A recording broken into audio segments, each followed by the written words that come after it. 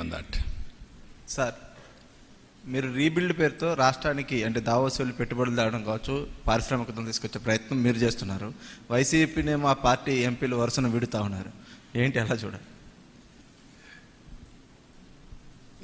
వాళ్ళ పార్టీ వాళ్ళు పారిపోతున్నారనుకుంటే మన దానికి సమాధానం మన దగ్గర ఏం లేదు. కొన్ని రాజకీయ పార్టీల్లో కొన్ని వస్తూ ఉంటాయి. నమ్మకం అనేది ఉంటే ఉంటారు, లేకపోతే వాళ్ళ దారి వాళ్ళు చూసుకుంటారు. వాళ్ళకుండే మార్గాలన్నీ కూడా. I don't want to comment much on that is there internal affair. That reflects ఆ పార్టీ యొక్క సిచ్యువేషన్, ఐ కెన్ సే. అంతవరకే. Beyond that I don't want to comment anything on that.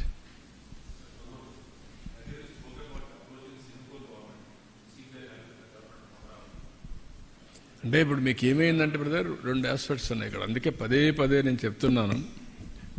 మళ్ళీ నేను చెప్తా ఉంటే ఏమవుతుందంటే ఏదో నేను కామెంట్ చేసినప్పుడు కొంతమంది అనుకోవచ్చు. Singapore government is one of the most respected government globally. am I right?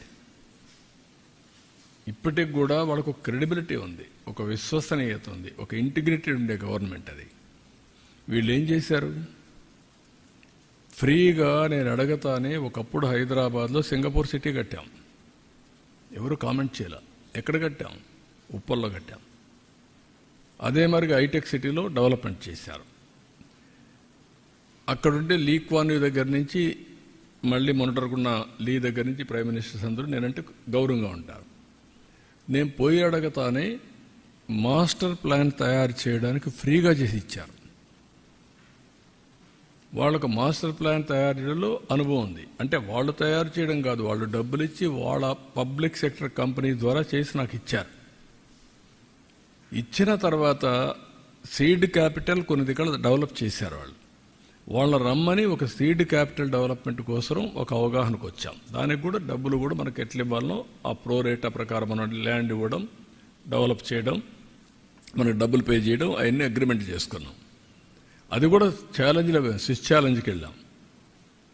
చేసిన తర్వాత వాళ్ళ మీద అలిగేషన్స్ పెట్టి, కేసులు పెట్టి, వాళ్ళ మనుషుల మీద వాళ్ళు మొత్తం వదిలేశారు.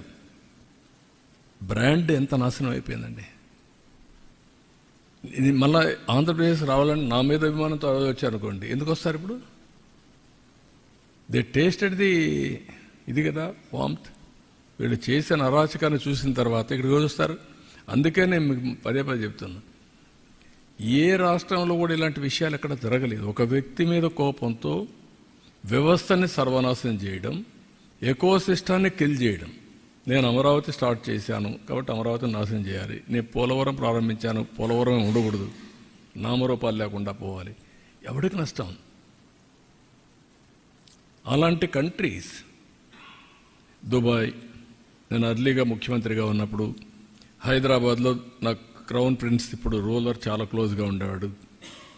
నేను ఆయన ఇన్ఫ్లుయెన్స్ చేసి ఎంఆర్ ప్రాపర్టీస్ ద్వారా విల్లాస్ కట్టి అక్కడ కన్వెన్షన్ సెంటర్ 7,500 మందికి ఇండియాలో first of it's kind convention centre with hotel with exhibitions మనం కట్టాం క్రాస్ సబ్సిడీతో. దేనికి మనకు వచ్చింది? అది హైదరాబాద్ డెవలప్మెంట్ మనకు వచ్చింది. లేదు ఇచ్చారు కాబట్టి మేము కొట్టేస్తాం, కూల్ చేస్తామంటే దట్ ఇస్ నాట్ కరెక్ట్. అదే ఇప్పుడు జరిగాయి. దానివల్లనే ఇబ్బందులు వస్తున్నాయి. ఆ బ్రాండ్ సర్వనాశనం చేయడమే కాకుండా ఆంధ్రప్రదేశ్ అంటే గ్లోబలీ అసహ్యం వచ్చే పరిస్థితికి వచ్చింది. We have to clear. మళ్ళీ చెప్తున్నాం, ఒకసారి తప్పు చేశారు మా వాళ్ళు, ఇంకెప్పుడు తప్పు చేయరు. కాబట్టి మీరు కూడా పాజిటివ్గా ఉండండి. Andhra is the best place. You invest అంటున్నాం. ఇప్పుడిప్పుడు వస్తున్నారు. దీన్ని లాజికల్గా తీసుకెళ్తాం.